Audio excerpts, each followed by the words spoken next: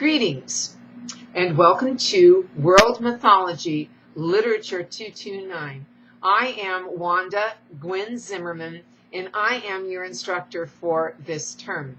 Now you will note that I put Gwen in quotation marks because it's not my given name. It is my name of choice. I think that we should be able to choose our names once we reach a certain age, and so Gwendolyn is my name of choice.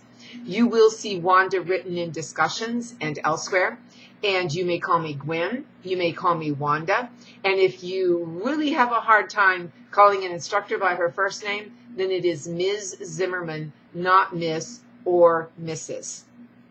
I am truly excited to be teaching this course yet again. I've been teaching world mythology at SNU for about 3 years, but I have been teaching it for about 12 years at a local school in my town of Springfield, Missouri, and it never gets old. At the other school, I have a variety of courses, and the course that you are seeing is a course that was recently revamped. And I just am truly excited to be doing this. I have a huge passion and a huge interest in myth, and I have had it for literally decades, ever since I was 7 years old. And I think I explained elsewhere, my family had a set of Golden Book encyclopedias, and volume 7, it had a green spine, had a small entry on Greek mythology, and I read that and I was hooked. And for years I would read myth, but I wouldn't interpret them or analyze them. But when I was in my 40s, I read a book by an author named Robert Holstock called Mythico Woods, and that was my true portal to understanding myth. I learned about archetypes, and then I began to analyze the tales, and that is when I found that every human condition, everything that humans have ever gone through, are found in myth. Myth is, though, a language of symbols and a language of metaphor and allegory. And so we need to put the curtains aside and look deeper to understand what those myths are saying to us and about us. Myths are a way to connect us to our past, and it is a common past, as archetypes show. And I'm not going to go into what archetypes are because it is in the first module. Myth relates the past to the present, but it also takes us into the future. And I think that as long as we remain humans, and whatever that means, if we evolve into something else and go beyond human, maybe then we won't need or want myth any longer.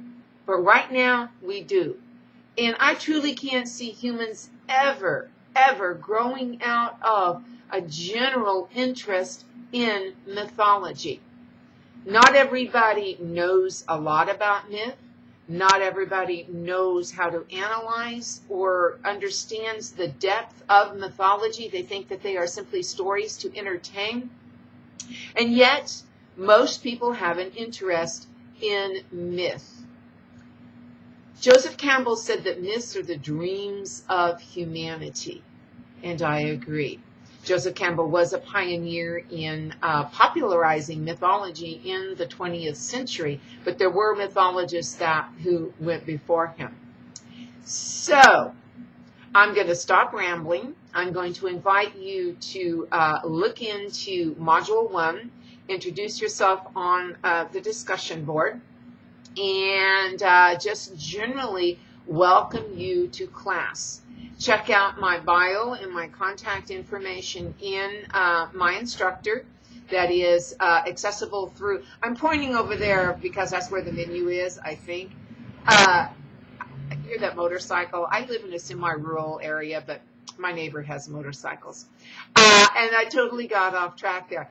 Check out my bio, check out my contact information, and I cannot stress how important it is to stay in contact with me and to communicate with me. You have various options for doing that. We will communicate in the discussions.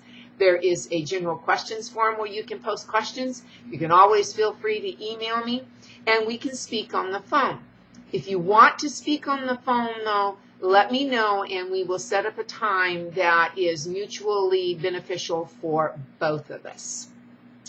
I think at that point, I've gone 5 minutes. I am going to stop rambling, and I'm going to stop babbling, and I'm going to say, yet again, welcome to class.